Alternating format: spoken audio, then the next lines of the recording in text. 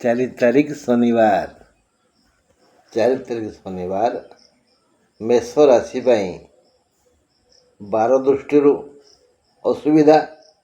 ମେଷାଧିପତି ହେଲେ ମଙ୍ଗଳ, ବାରାଧିପତି ହେଲେ ଶନି। ଏହି ଦୃଷ୍ଟିରୁ ଦୁଇ ଜଣଙ୍କର ମନ ମିଳିବନି। ଅର୍ଥାତ୍ ଜଗି ରଖି ଆମେ ବ୍ୟବହାର ଠିକ୍ କରିବା। ଆମେ ମେଷ ରାଶିର ଲୋକେ ଶନିବାରକୁ ଟିକେ ଡରିବା।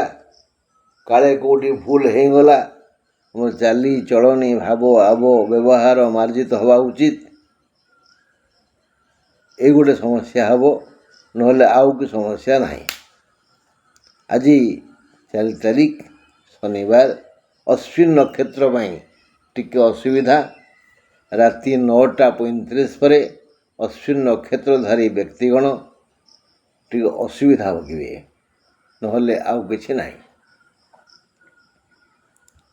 4 ତାରିଖ ଶନିବାର ମେଷ ରାଶି ଅଶ୍ୱିନ ନକ୍ଷତ୍ରର ରାତି 9:35 ପରଠାରୁ ଅଶୁଭ ସମୟ ଆସିବ। ଆୟ ଅମଳ ପାଇଁ ପ୍ରଶସ୍ତ ଦିନ। କେବଳ ସଦିଚ୍ଛା ଓ ଚେଷ୍ଟା କଲେ ଏମାନେ ପ୍ରଭୂତ ଆୟ କରି ସଂସାରକୁ ସୁଖରେ ଚଳାଇ ପାରିବେ। ଦୈନନ୍ଦିନ ବୃତ୍ତି ବ୍ୟବସାୟର ବିକାଶ ହେବ। ସ୍ୱାସ୍ଥ୍ୟ ସମସ୍ୟା ନାହିଁ। ଚେଷ୍ଟା କଲେ ବିଧି ବିଶେଷ ବିଧାନ କରିବେ। ବିଦେଶ ଭ୍ରମଣର ଯୋଗ ଅଛି। ଚେଷ୍ଟୟା ଅସମ୍ଭବମ୍ କିମପି ନାସ୍ତି। ଚେଷ୍ଟୟା ଅସମ୍ଭବମ୍ କିମପି ନାସ୍ତି। ଚେଷ୍ଟା ବଳରେ ଅସମ୍ଭବ କିଛି ନାହିଁ। Try to your best. ଚେଷ୍ଟା କରନ୍ତୁ ଯେ ଉଦ୍ୟମ ବଳେ ସର୍ବସିଦ୍ଧି। ଉଦ୍ୟମ କଲେ ସବୁ କାମ ସିଦ୍ଧି ହେବ। ଏହି ଚିନ୍ତା କରି ମେଷ ରାଶିର ଲୋକେ ଅଗ୍ରସର ହୁଅନ୍ତୁ, ମଙ୍ଗଳ ହେବ। ବୃଷ ରାଶି ଶନିବାର ଭଲ ଦିନ, ବାର ଦୃଷ୍ଟିରୁ ଭଲ। ବୃଷ ରାଶି 4 ତାରିଖ ଶନିବାର କୃତ୍ତିକା ନକ୍ଷତ୍ରର ରାତି 9:35 ପରଠାରୁ ଅଶୁଭ ସମୟ ଆସିବ। ଶନିବାର ଏକ କଲ୍ୟାଣକାରକ ଦିବସ କାହା ପାଇଁ? ବୃଷ ରାଶି ପାଇଁ। ଏହି ଦିନରେ ଖାଲି ଲାଭ ଲାଭ ଲାଭ ଲାଭ ଲାଭ ହେବ। ଲାଭ ବହୁବିଧ ନା, କାହାର କ'ଣ ଲାଭ ହେବ ସେ କଥା ଦାତା ଜାଣନ୍ତି, ଗ୍ରହିତା ଜାଣନ୍ତି। ମାନେ ବୃଷ ରାଶିର ଯେଉଁମାନେ ଲାଭ ପାଇବେ ସେମାନଙ୍କ ମନ ବୁଝିବ, ଆମକୁ କହିବେ ମୁଁ ଏହା ଲାଭ କଲି ବୋଲି। ବିଧାତା ସେ ଦେବେ। ବ୍ୟକ୍ତି ଚରିତ୍ର ଭିନ୍ନ ଭିନ୍ନ, ସମସ୍ତଙ୍କ ଇଚ୍ଛା ଅଲଗା ଅଲଗା। କ'ଣ ଲାଭ ହେଲେ କିଏ ଖୁସି ହେବ, କାହା ପାଇଁ କେଉଁଟା ଦରକାର, ଏଇସବୁ ମିଳିବ ଆଜି। ବହୁତ ଦିନ ଇଚ୍ଛା ପୂରଣ ହେବ, ଯେହେତୁ ଆଜି ଲାଭପ୍ରଦ ଦିନ। ରାତି 9:35 ଠାରୁ ଅଶୁଭ ହେବ କାହାର? କୃତ୍ତିକା ନକ୍ଷତ୍ରର। ଶନିବାର ଏକ ଲାଭକାରକ ଦିବସ। ଏହି ଲାଭ କାହା ପାଇଁ କ'ଣ ତାହା ଦାତା ଓ ଗ୍ରହିତା ଜାଣିବେ। ଅର୍ଥ ଲାଭ ତ ନିଶ୍ଚୟ ହେବ। ସ୍ୱାସ୍ଥ୍ୟ ସମସ୍ୟା ନାହିଁ। କିଛି ଦ୍ରବ୍ୟ ଉପହାର ରୂପରେ ଲାଭ ହେବ। ତା ଛଡ଼ା ଜୀବନସାଥୀ, ସନ୍ତାନ, ଚାକିରି, ଆଉ ବାକି ରହିଯାଇଥିବା ଟଙ୍କା, ବୁଡ଼ି ଯାଉଥିବା ଟଙ୍କା, ଧାର ନେଇଥିଲେ ଦେଇନାହାନ୍ତି ସିଏ, ଆଉ ଆରୋଗ୍ୟତା, ରୋଗରେ ପଡ଼ିଛି ମୁଁ, ଭଲ ହେଇପାରୁନି। ମୋ ପିଲାମାନଙ୍କର ବୃଷ ରାଶି, ସେ ଆଜି ଖବର ପାଇବେ ବାପା ଭଲ ହେଇଗଲେ। ଆରୋଗ୍ୟତା ଗୋଟେ ଭଲ କଥା ନୁହଁ କି? ଆଉ କ'ଣ? ସୁଖାଦ୍ୟ, ଉତ୍ତମ ଶଯ୍ୟା, ଅନ୍ତରଙ୍ଗ ବନ୍ଧୁ ଇତ୍ୟାଦି। କାହାର କ'ଣ ଲାଭ ହେଲେ ଖୁସି ହେବ, ବୁଝିହେଲା? ମାନେ ଗୋଟେ ଜଣଙ୍କ ଘରେ 153ଟା ପୁଅ, ସେମାନେ ଚାହୁଁଛନ୍ତି ଘରୁ ଗୋଟେ ଝିଅ ଆସୁ, ଲକ୍ଷ୍ମୀ ଆସିବ, ତାଙ୍କ ଘରେ ଝିଅଟେ ଜନ୍ମ ହେବ। କାହା ଘରେ ପୁଳାଏ ଝିଅ, ସେ ଗୋଟେ ପୁଅ ଖୋଜୁଛନ୍ତି, ତାଙ୍କ ପୁଅଟିଏ ଆସିବ। ତେଣୁ କାହା ପାଇଁ କ'ଣ ଲାଭ ଦରକାର ସେ କଥା ଗ୍ରହିତା ଆଉ ଦାତା ଉଭୟ ଜାଣନ୍ତି, ଆପଣ କି ମୁଁ ନୁହଁ। ଏବେ ଆମେ ମିଥୁନ କଥା ବୁଝିବା। 4 ତାରିଖ ଶନିବାର ମିଥୁନ ରାଶି ମୃଗଶିରା ନକ୍ଷତ୍ରର ରାତି 9:35ରୁ ଅଶୁଭ ସମୟ ଆସି ଦୁଃଖ ଦେବ। ମାତ୍ର ଶନିବାର ହେତୁ ସୁଖପ୍ରଦ ଦିନ। କାହା ପାଇଁ? ମିଥୁନ ପାଇଁ। ଆଜି ସୁଖ ମିଳିବ। ସୁଖ ସୁଖ ସୁଖ, ଯେମିତି ଲାଭ ଲାଭ ଲାଭ ହେଲା ସୁଖ। ମୋତେ ତରକାରୀ ପତ୍ର ଭଲ ଲାଗିଲେ ମୁଁ ଖୁସି ହୁଏ। ଆପଣଙ୍କୁ ଭଲ ଶଯ୍ୟା ମିଳିଲେ ଆପଣ ଖୁସି ହେବେ। ଗୋଟେ ଷ୍ଟୋରି ଅଛି, 3 ଜଣ ରାଜକୁମାର ଥରେ ଗୋଟେ ରାଜ୍ୟରେ ପହଞ୍ଚିଲେ ଏବଂ ରାଜା ପଚାରିଲେ ଆପଣ କାହିଁ ଦୁଃଖିତ? ଜଣେ କହିଲା ମୁଁ ଗୋଟେ ଭଲ ଝିଅ ଖୋଜୁଛି ଜୀବନସାଥୀ କରିବା ପାଇଁ, କିନ୍ତୁ ଯେକୌଣସି ଝିଅ ମୋ ପାଖକୁ ଆସୁଛି ତା ଦେହ ଗନ୍ଧ ହେଉଛି, ଯାହାଫଳରେ ମୁଁ ବାହା ହେଇପାରୁନି। ଜଣେ କହିଲା ମୋତେ କୌଣସି ଖାଦ୍ୟ ଭଲ ଲାଗୁନି, ଯେଉଁ ଖାଦ୍ୟ ମୁଁ ଖାଇଲେ ମୋତେ ଗନ୍ଧ ହେଉଛି, ମୋତେ ଟିକେ ଭଲ ଖାଦ୍ୟ ଦିଅନ୍ତୁ। ଗୋଟେ ଲୋକ କହିଲା, ତୃତୀୟ ଲୋକ କହିଲା ମୋତେ ଟିକେ ଭଲ ନିଦ ହେଉନି, ଭଲ ଶଯ୍ୟା ମିଳୁନି ଶୋଇବା ପାଇଁ। ତେଣୁ କାହାର କେଉଁଥିରେ ସୁଖ ଅଛି, ଏଇଟା ବଢ଼ିଆ ଗପ, ଆଉ ଦିନେ କହିଦେବି। ତେଣୁ କିଏ କେଉଁଥିରେ ଖୁସି। ତେଣୁ ମିଥୁନ ରାଶିର ଲୋକମାନଙ୍କର ଆଜି ରାତି 9:35ରୁ ମୃଗଶ୍ରେଣୀର ଅଶୁଭ ସମୟ ଆସିବ। ମାତ୍ର ଶନିବାର ହେତୁ ସୁଖପ୍ରଦ ଦିନ। ବହୁ ଦିନର ଇଚ୍ଛା ଆଜି ପୂରଣ ହେବ। ବ୍ୟକ୍ତି ଭେଦରେ ଚରିତ୍ରାନୁସାରେ ଇଏ ସୁଖ ଅଲଗା ଅଲଗା ବୋଧ ହେବ। କୌଣସି ପ୍ରକାର ଦୁଃଖ ନାହିଁ। ଯେମିତି କହନ୍ତି ଠିଆ ହିଁ ବୁଣିଥିଲେ ବସିକିରି ଖାଇ, ଆଜି ସେଇଭଳି ଯେ ସୁଖ ସବୁ ଆପଣ ପାଇବେ, ସେ ସୁଖ ଆପଣ ଅତୀତର ଭଲ କାମର ଫଳ। ତେଣୁ ଏହା ବିଚାର କରି ଆଜିଠୁ ଯଦି ଆପଣମାନେ ବା ଆମେ ସମସ୍ତେ ଭଲ କାମ କରିବା, ତାହେଲେ ଆମକୁ ସୁଖ ମିଳିବ କି ନାହିଁ? ମିଳିବ ନା? ହଁ। ତାପରେ ଆମେ ଯିବା କାହା ପାଖକୁ? କର୍କଟ ପାଖକୁ। କର୍କଟ ରାଶି 4 ତାରିଖ ଶନିବାର, କର୍କଟ ରାଶି, ପୁନର୍ବସୁ ନକ୍ଷତ୍ରର ରାତି 9:35ରୁ ଅଶୁଭ ସମୟ ଆସିବ। କାର? ପୁନର୍ବସୁର। କର୍କଟ ରାଶି ପୁନର୍ବସୁ ନକ୍ଷତ୍ରର ରାତି 9:35ରୁ ଅଶୁଭ ସମୟ ଆସିବ। ଶନିବାର ଦିନଟି କର୍କଟ ରାଶି ପାଇଁ ଭଲ ନୁହଁ। ଏହି ଦୃଷ୍ଟିକୋଣରୁ ଆଜି କୌଣସି ଶୁଭ କାର୍ଯ୍ୟ ହୋଇପାରିବ ନାହିଁ। ଦେହ ଅସୁସ୍ଥ ହେବ। ଯଥା ସମୟରେ କୌଣସି କାର୍ଯ୍ୟ ହେବନି। ଦୂରଯାତ୍ରା ନିଷେଧ। ଗଲେ ବାଟରେ ହଇରାଣ ହେବେ। ଚାଲି ଚାଲି ଗଲେ ଚପଲ ଛିଣ୍ଡିବ, ଆଉ ଗାଡ଼ିରେ ଗଲେ ଡ୍ରାଇଭର ହଇରାଣ କରିବ, ଗାଡ଼ି ଖରାପ ହେବ ଇତ୍ୟାଦି। ତେଣୁ ଆଜି ବାହାରକୁ ଯିବା ନିଷେଧ। ନାନାବିଧ ଦୁଃଖ ଆଜି ଆସି ମାନସିକ ଓ ଶାରୀରିକ ସମସ୍ୟା ସୃଷ୍ଟି କରିବ। ବଦନାମ ଶୁଣି ଅନୁତାପ କରିବେ। ଯଥା ସମୟରେ କୌଣସି କାର୍ଯ୍ୟ ହେବନି। ଦୈନନ୍ଦିନ ବୃତ୍ତିରେ ବାଧା ସୃଷ୍ଟି ହେବ। ଆଜି ଖାଲି ଦୁଃଖ ଦୁଃଖ ଦୁଃଖ, ସମସ୍ୟା ସମସ୍ୟା ସମସ୍ୟା। ଏଣୁ କର୍କଟ ରାଶିର ଜନତା ଆଜି 28 ତାରିଖ ଯେଉଁ ଗାୟତ୍ରୀ ମୁଁ କହିଛି ତାକୁ ଶ୍ରଦ୍ଧାର ସହ ପାଠ କରନ୍ତୁ, ଦେଖିବେ ସବୁ ସମସ୍ୟାର ସମାଧାନ ହେବ।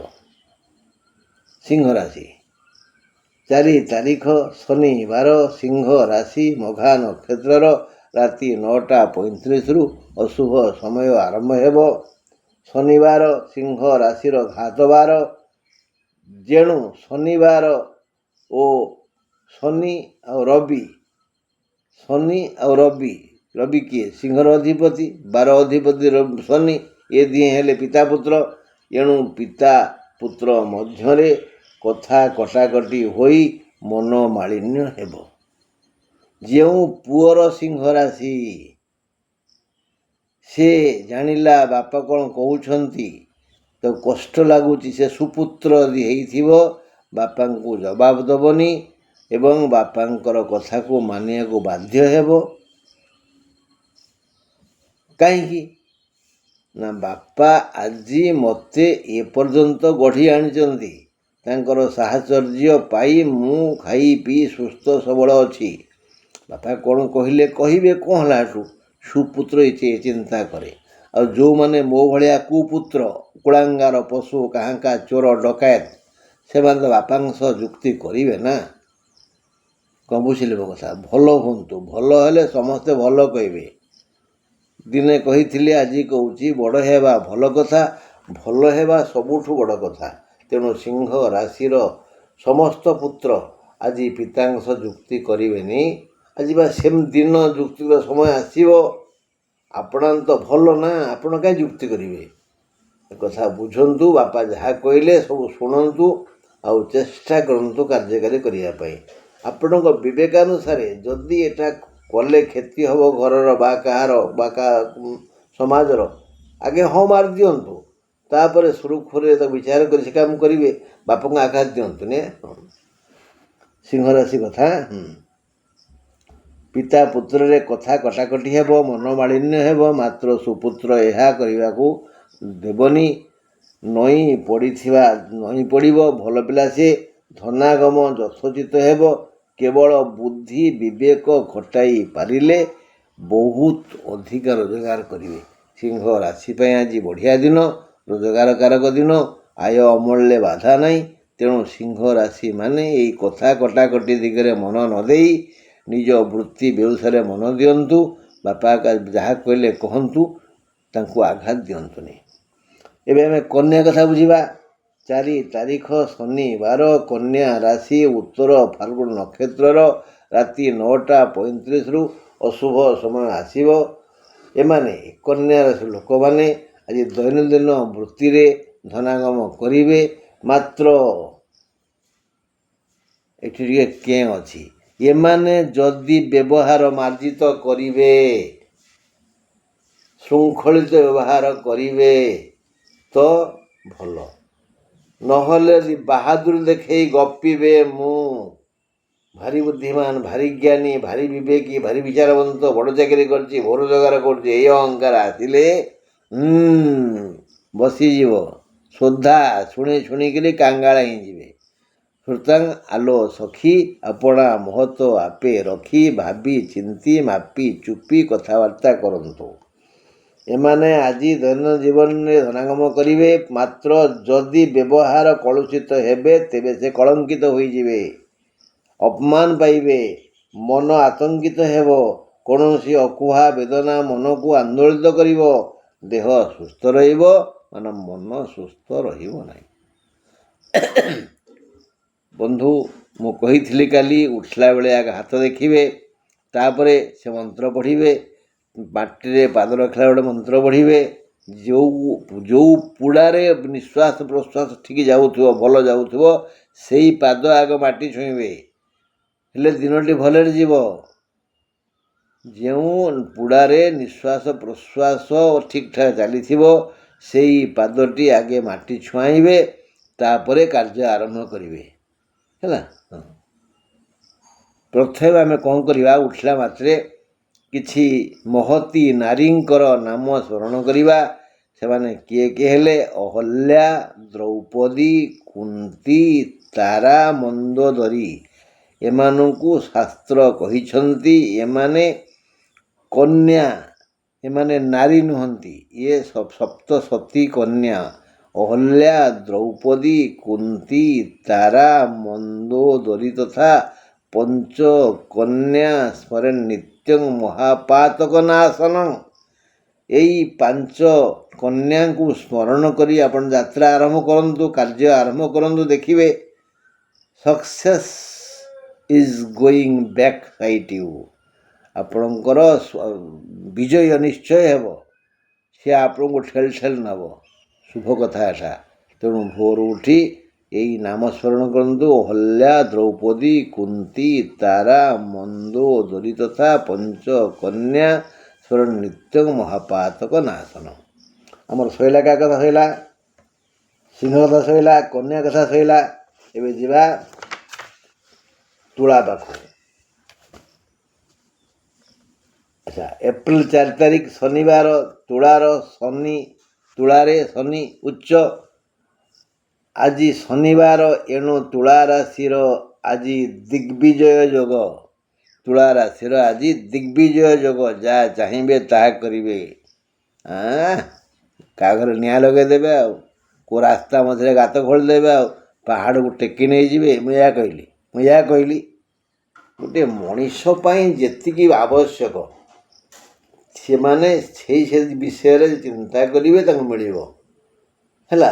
ଏକଥା ମୁଁ କହିଲି ନା। ଆଉ ଯାହା ଚାହିଁବେ, ଏବେ ଆମେରିକାକୁ କହିବେ ବମ୍ ପକାଇ ଇରାନ ଉପରେ, ତାଙ୍କର ସମ୍ଭବ ନୁହଁ। ତେଣୁ ଏମାନେ ଦିଗ୍ବିଜୟ ଯୋଗ।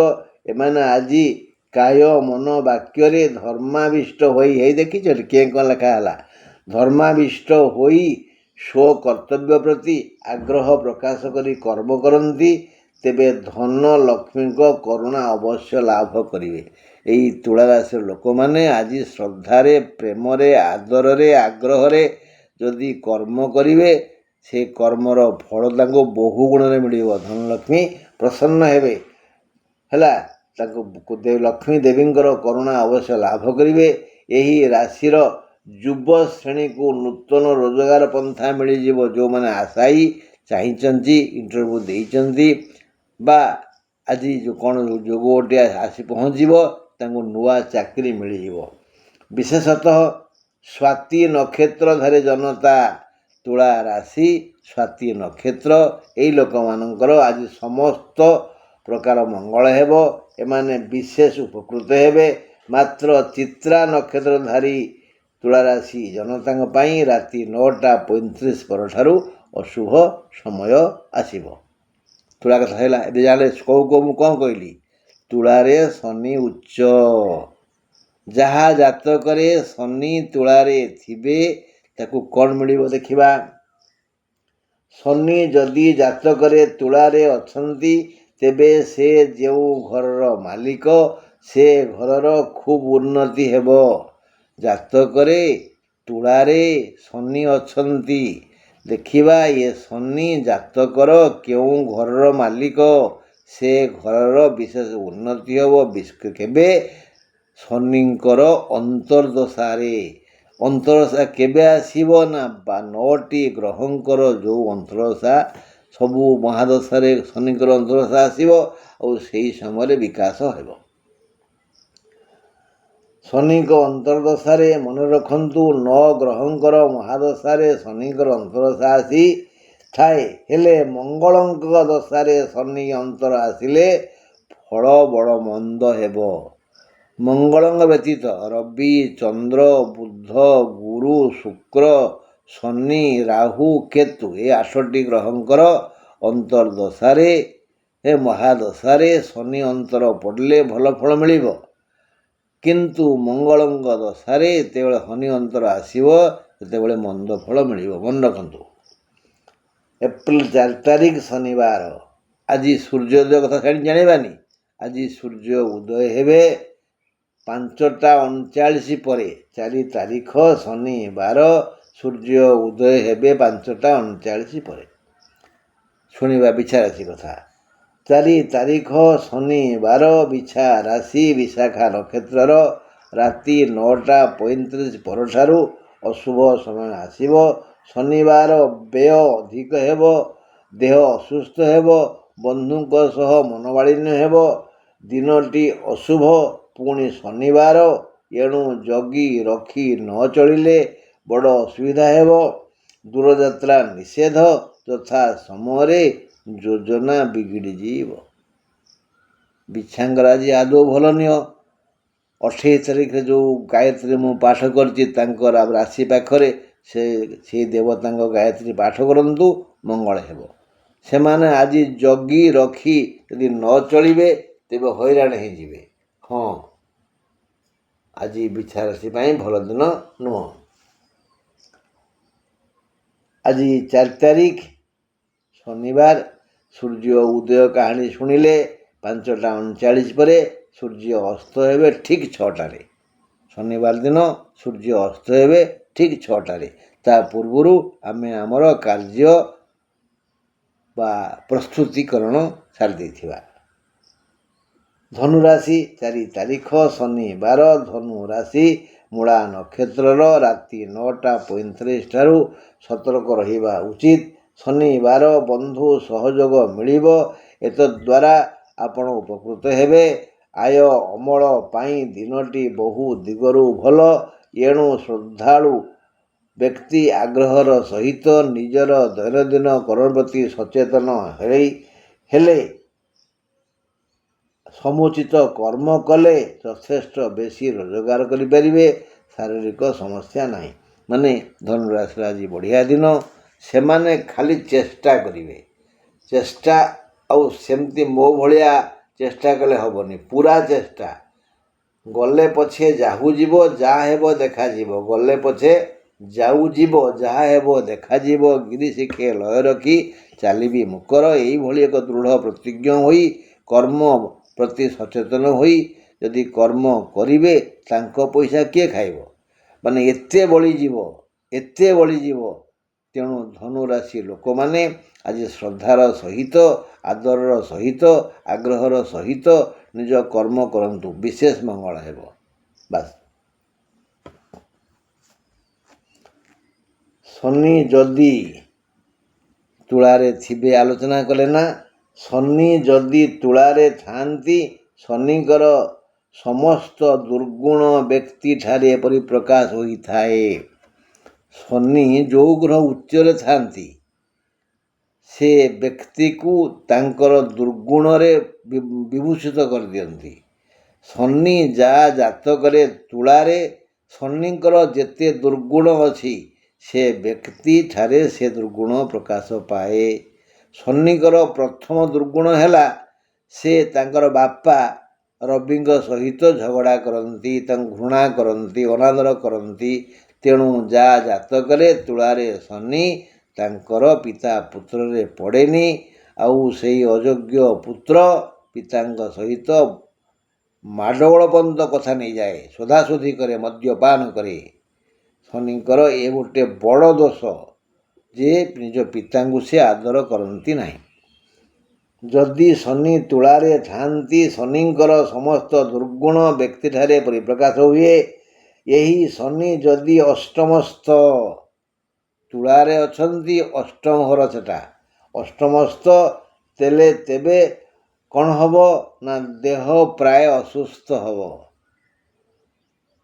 ତୁଳା ଘର ହେଇଥିବ, 8 ନମ୍ବର ଘର ହେଇଥିବ ବୋଇଲେ ମୀନ ଲଗ୍ନ ହେଲେ ତୁଳା 8 ହେବନି, ମୀନ ମେଷ ବୃଷ ଭଳିଆ ସିଏ ପୁରା ମୀନ ଲଗ୍ନ ହେଲେ ତୁଳା ହେବ ଅଷ୍ଟମ ଘର।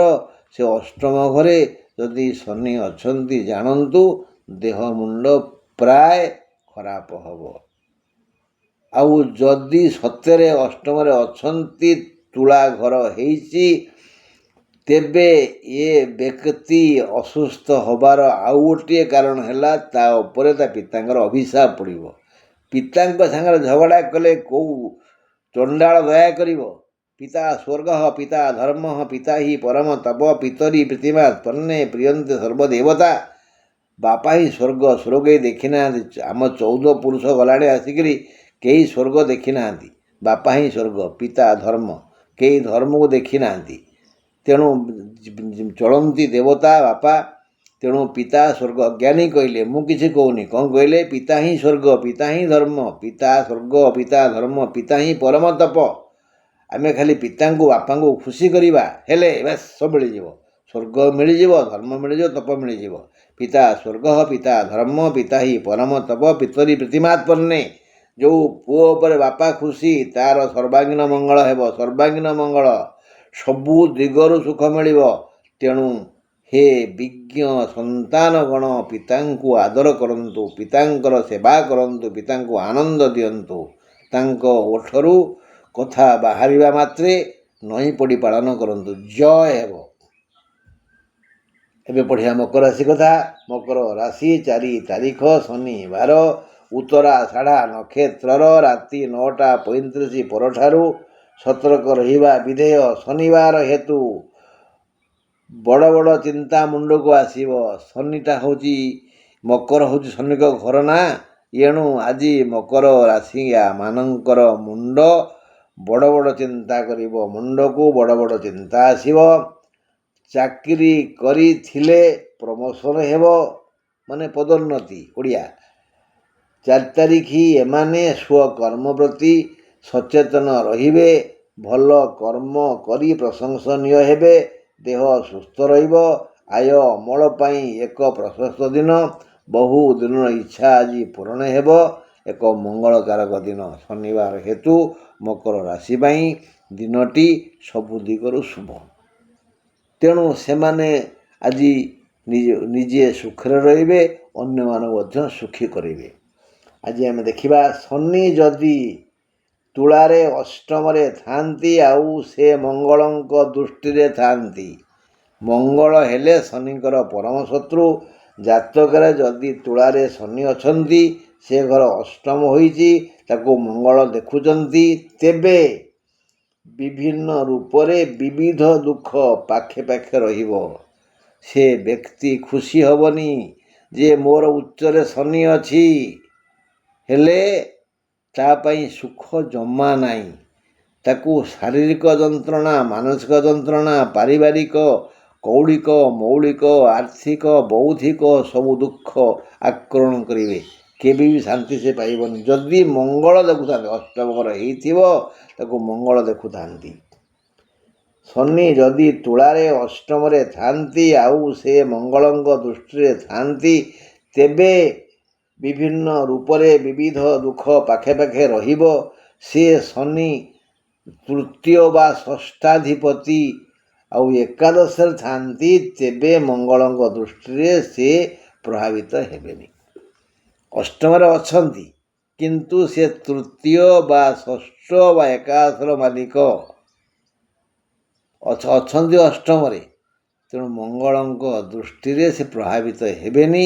କାରଣ ତାଙ୍କ ଗାଡ଼ିରେ ଆଗରୁ ପେଟ୍ରୋଲ ପଶିଛି, ଯେ ସେ ଷଷ୍ଠାଧିପ, ସେ ଏକାଦଶାଧିପ, ସିଏ ତେଣୁ ମଙ୍ଗଳ ତାଙ୍କୁ ସେତେ ହଇରାଣ କରିବେନି। ଯେତିକି ଦୁଃଖ ହେବା କଥା ଦୁଃଖ କମ୍ ହେବ, ଦୁଃଖ ଛାଡ଼ିବନି। ବାସ୍। ଏବେ ଶୁଣିବା 4 ତାରିଖ ଶନିବାର ଅଶୁଭ ସମୟ କେତେବେଳେ?